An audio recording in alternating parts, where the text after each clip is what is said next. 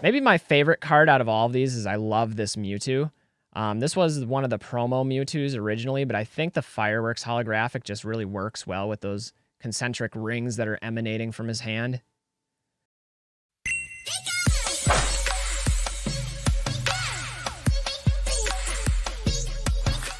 Hey everybody, what's up from Pokemon Classics, reminding you that the classics never go out of style. Today's video is going to be a little bit different than usual, a little less polished and edited than some of my other videos, but I've had a number of different people ask me to showcase more of my collection rather than just the graded set cards that I've typically collect and show off on this channel. So today I'm going to show you some of the misfit pieces that I'd never really set out to intentionally collect, but through a number of different collection purchases over the years, they've been sitting dormant in my collection and storage as items that I'm just really not sure what to do with. I don't know if these are items I want to keep, sell eventually, maybe have them graded, maybe actually complete some of these sets myself. I'm not really sure yet, but nevertheless, I thought I would showcase and share some of them with you all today. So the first collection piece that I wanted to showcase is actually one of my favorites, and that's the reverse holographic set from Legendary Collection. Now, Legendary Collection, pretty massive collection of Wizards of the Coast reprints with some of the traditional artworks, which I absolutely love about this set. But what I really like is this unique Fireworks holographic pattern. And what could be better with 4th of July coming up here than appreciating some of that? I mean, it just really pops.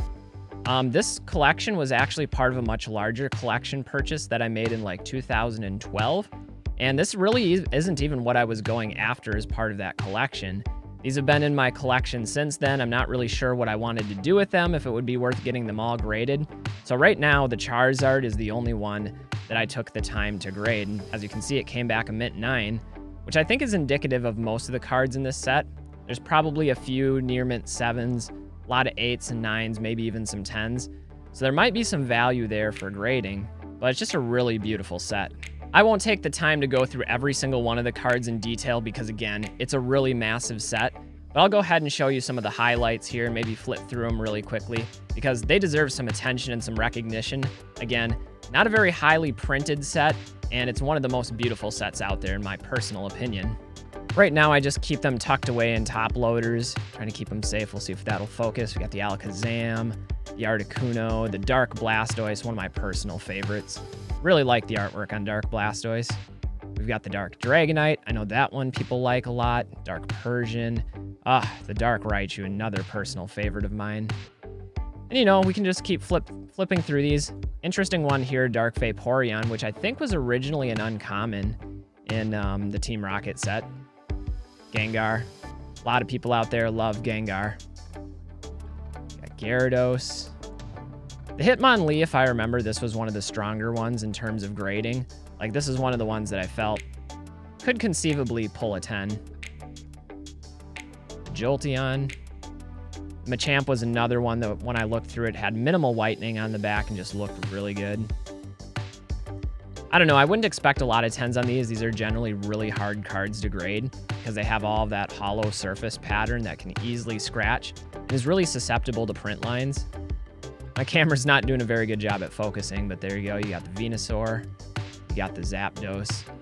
One of the only holos from base set that I ever personally pulled was Zapdos from the Unlimited base set.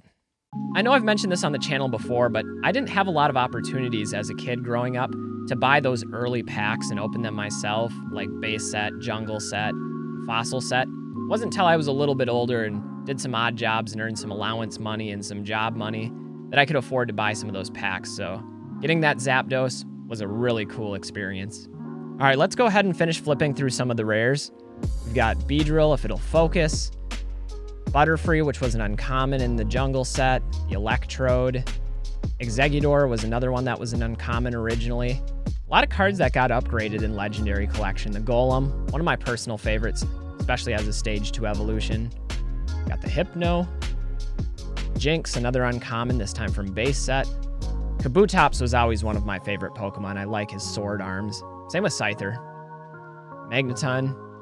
Maybe my favorite card out of all of these is I love this Mewtwo. This was one of the promo Mewtwo's originally, but I think the Fireworks holographic just really works well with those concentric rings that are emanating from his hand. Got the Moltres from Fossil. Nidoking. And his queen, Nidoqueen. Pidgeot. Pidgeotto. Kind of cool seeing those two next to each other.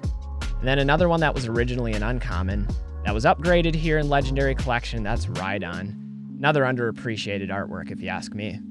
Anyway, I'll go ahead and throw in some B-roll for the rest of the set. I don't want to take up the whole video showcasing every one of the cards, but it really is a beautiful set when you get that all-star best of Wizards of the Coast artworks and pairing them with that reverse holographic fireworks pattern. That really is a perfect match if you ask me. Anyway, I don't really know what I want to do with these, if I just want to keep them away as a top loader binder collection, or if these are ones that I eventually want to send in for grading. At $30 per card and over 100 cards, that could get expensive really quickly. And personally, when it comes to collecting slabbed cards, I like the consistency in grade. I want all of my cards to be mint 9 or better, and I know some of these would need to be upgraded and replaced, and I just don't know if that's a project that I want to tackle yet. So this is one of the items that's just been pushed off to the side for later, and I'm like, I'll figure it out later. But yet, here they are, probably 9-10 years after I originally made the purchase. Next, let's take a look at some Pikachus. Now, these Pikachus are not any ordinary Pikachus. These are Shadowless Pikachus. They have the red cheeks, but most importantly is this gold E3 stamp over on the side. You see, these were the Pikachus that were originally issued prior to Pokemon's release in 1998 at the E3 convention. And these ones are still in the sealed cellophane wrappers, so they're very difficult to find and actually pretty expensive at this point. Now, these I've had in my collection dormant for quite a while, and as you can see, all three of them are sealed still.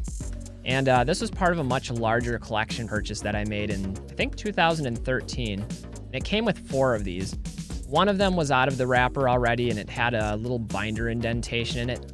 It's currently at PSA. It's probably going to get a 6, since the condition otherwise is really strong. But these other ones, I'm not sure. I'm still undetermined if I want to keep them sealed, because how often are you going to find the sealed cards out there? Or if I want to open them and get them graded, if they're ones that I just want to keep and hang on to for the long term, or if they are cards that I eventually want to sell. Because I do have one of these already graded in a PSA 10 in my collection. Personally, I have a soft spot for these types of items with a historical backstory and connection to them. I love English set cards, and when you think of Pikachu being the mascot of the Pokemon franchise, and the fact that this is maybe the first Pokemon card that was distributed as a promo card, I think that's a really interesting backstory, so I've always been drawn toward this particular card. Speaking of Pikachu, the next collection piece that I wanted to showcase are these birthday Pikachus. Now, these are the original birthday Pikachu from the Black Star promo set. They're not the Celebration reprints. But the thing that's unique about these is that they've been laminated and hole punched.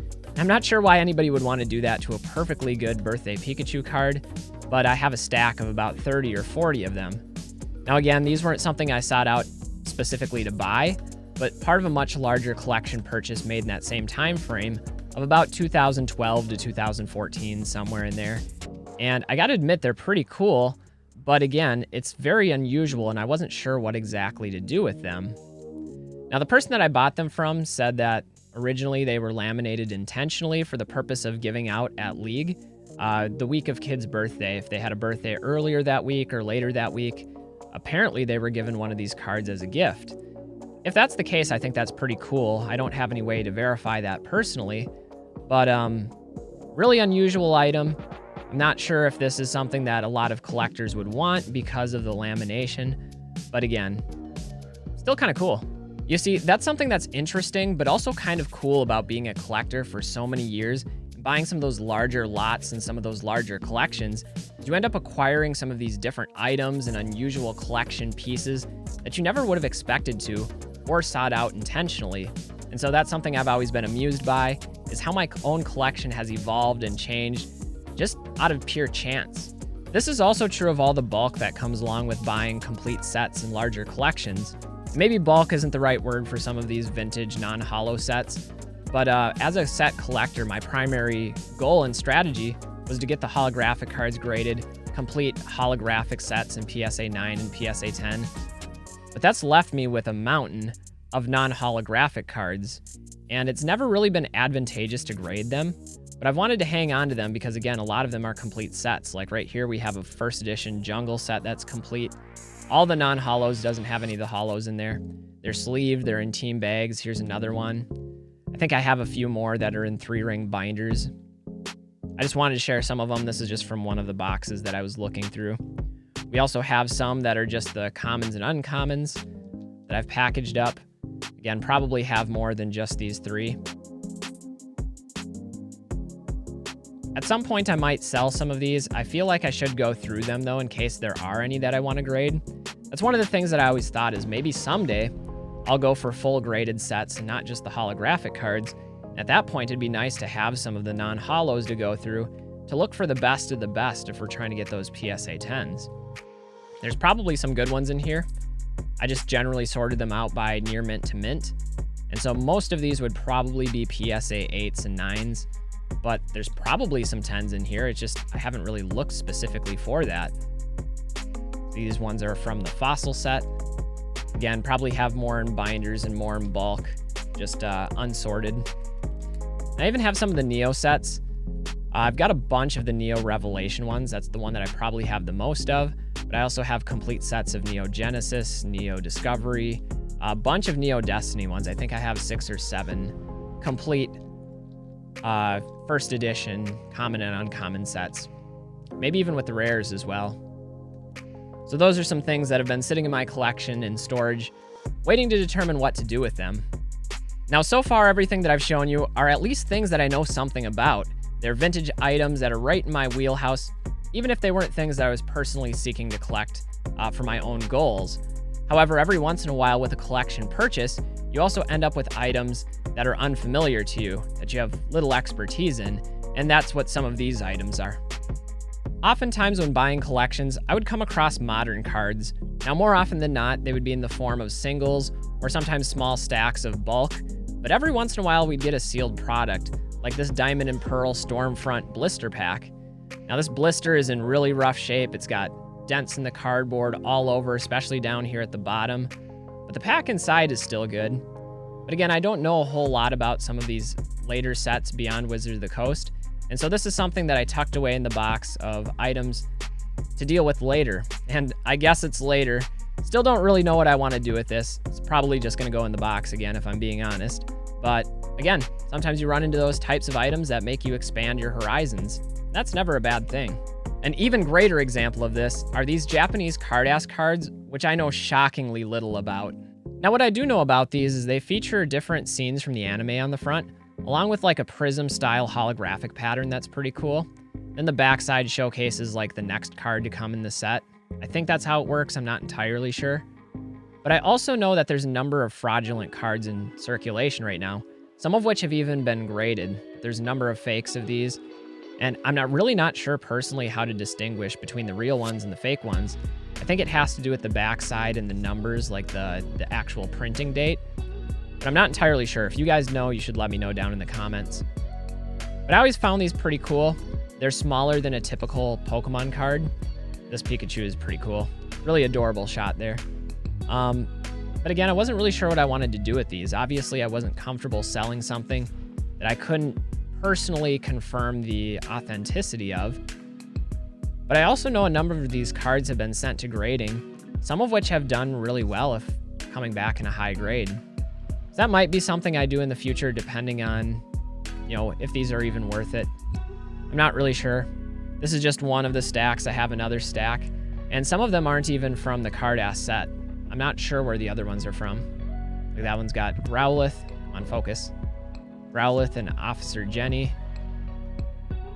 Again, these all follow along with the animated TV show, which brings back some nostalgia for me, so I think that's pretty cool. Got a Sleepy Pikachu on that one. There's Team Rocket. Again, Officer Jenny there. Squirtle's looking a little bit unsure of himself. The Paris episode. That was such a weird episode. Charmander. This one I've seen graded before. The Misty one. There's Joy. Oh, you got Snorlax in the background there. Anyway, some of these, I'm not really sure where they're from. Like this one says Flying Pikachu on it. This one's like all gold. Got a Magikarp one with pocket monsters. Very different style to that one. Like, this one is not the same as the others. Got the Blastoise family on that one. Different type of Prism card. Same with this Charmander. This one I find really cool. Again, these I know nothing about. And a really cool Dragonite facing off with Gyarados. Awesome artwork on that one. But again, where are these from? I couldn't tell you. Anyway, guys, if you made it this far, thanks for sticking around and viewing some of my collection pieces with me. I think that's the underlying theme or thesis of this video, is that as a collector, you grow, you evolve, that's just part of the process. It's not about accumulating all the cards and rapidly turning and burning and trying to maximize profit. Just as a collector, you gain exposure and experience to other areas of the hobby that perhaps you never would have expected to.